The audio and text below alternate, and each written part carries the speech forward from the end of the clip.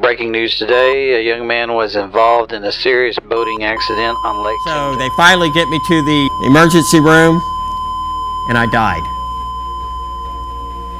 They resuscitated me, got me in the operating room, and I died again. So I died twice that day. The world has its share of incredible mountain ranges, each with its share of high-profile peaks. Many people dream of reaching such elevations, but only few are bold enough to do so. This is a story of one man who broke world records.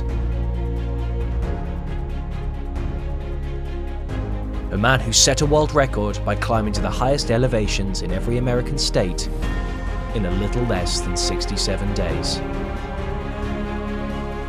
This world record holder has been featured in thousands of publications and televised programs across the world, achieving various global recognition as well as being awarded with several distinguished honors. Regarded as an inspirational speaker, his journey reflects both strength and ambition. However, it isn't only his achievements that have become the main source of motivation. It is more about how he managed to overcome the obstacles that stood in his way.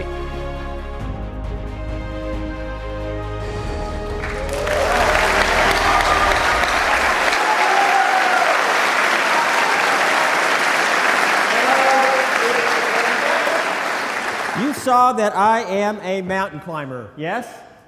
And what was different about my mountain climbing? I have one leg. Okay. And which leg is it? Right. Guys, we only have two choices here. What are we going with? All right, it is the right leg. So let me show it to you so you know I'm not making this story up. And here is my leg. And I know what you're probably thinking. That poor guy, he only has one leg. That's not true. I got about 6 or 7 of these in my closet at home. So we got plenty of legs, depending on what I want to do. Now let's talk about how this happened. Now you saw that I was injured by a boat that came and backed over me. And I see this huge propeller that's just spinning right underneath the water. And I'm thinking, I've got to move. And I took one last effort. I got tangled up in the ski ropes, and the next thing I knew, wham, I was hit. And both of my legs were sucked into the propellers. So they put me on the operating room table, and I was wide awake. I did not even have an aspirin in me. All they did was numb me below the waist. They fired up the saw while I was talking to the doctor. They cut my right leg off below the knee. And that was when I realized that no matter how difficult things may seem out here, no matter how scary they may seem out here, that chaos and craziness has no power compared to the power that you have within you. There is greatness within each and every one of you. And it's not a matter of going out and getting it. It's a matter of bringing it out from within you, because that is where it is. You will never find it anywhere else, because greatness is not just within one of us, it's within every one of us. And together we can make this world great. Thank you.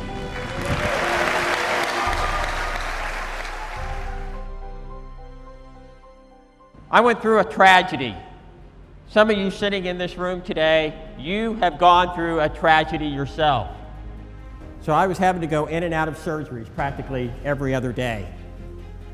And while I was in there, I kept asking this one question that I was screaming when they put me into the boat, and that was, why? Why? You know, sometimes we get that answer right away. And I can't tell you what your why is in any situation that you might go through, but I can tell you when you will recognize it. It is when it not only blesses you, but it also blesses others. Sometimes it takes weeks, months, years. And in my case, it was going to take almost 20 years before I would know what the answer to that question was. Every single one of you has something to offer to every single person alive. There is no one that you don't have something that you can't give to. There is no such thing as fear. Fear does not exist. And let me give you an example. When I'm standing on the edge of a cliff and I got thousands of feet below me, I'm thinking, wow, this is amazing. And the person standing right next to me, they're literally peeing in their pants. I had this lady that was kind of my mentor. And she was only about yay tall and lived out in the desert, and we called her Yoda. She looked like Yoda, Star Wars.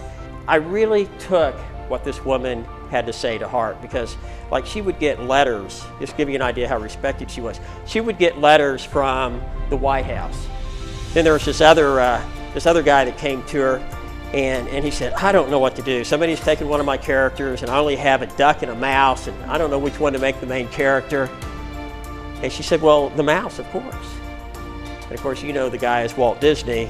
But one of the things that she used to say to me was, Todd, when you go through really difficult times in your life, somebody does something or you get hurt, you can get mad about it, scream, kick, whatever it is you want to do. That's okay. But you only get to do it for 60 seconds. Because after that, you got to get on with your life. And you just got to let it go. Look at this climbing axe. Does it look like I ever fell? Yes. I have fallen many, many times. But the mark of a true winner is not about falling. And you are going to fall. You are going to make mistakes. But what's important is not whether or not you fall or not. Whether you fall 1 time, 3 times, or 297 times. What's important is that you get back up. And that you get back up every single time. Because the one time that you decide not to get back up, that's the one time that you're going to hold yourself back from being able to get to that greatness and that power and that place that you want to be in your life. The world record was 101 days. So I had to go to the highest point of Louisiana, Arkansas, Oklahoma. I could only fly to 2 states. One was Alaska and the other one was Hawaii. That's right. Here's the highest point of Delaware. It's actually in the middle of a street. Okay, some of you laugh, but this was a very busy street, okay?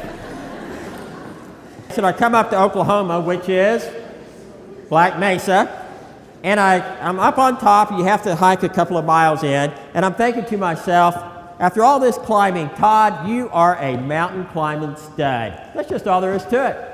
And once I got to the top, there were a group of 3rd and 4th graders waiting for me. And here I am, about 20,000 feet toward the top of Mount McKinley. You can see the 3 climbers here. At that point, I was already pretty scared. I already had 2 body bags drug in front of me. One was a frozen climber. They found him hanging upside down on his rope. The other one, they found him sitting on a rock with the radio next to his head like he was talking into it, frozen to death. And he was hired by the Park Service to teach safe climbing techniques. The idea behind the climb was to climb to the highest elevation of all 50 states. This is something that 32 people in the world had done. I did become the first leg amputee to climb to the highest elevations of all 50 states. Also, the world record was 101 days, set by Adrian Crane, the British mountain climber.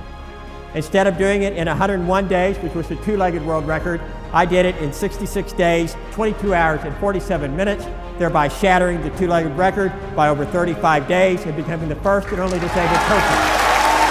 Thank you.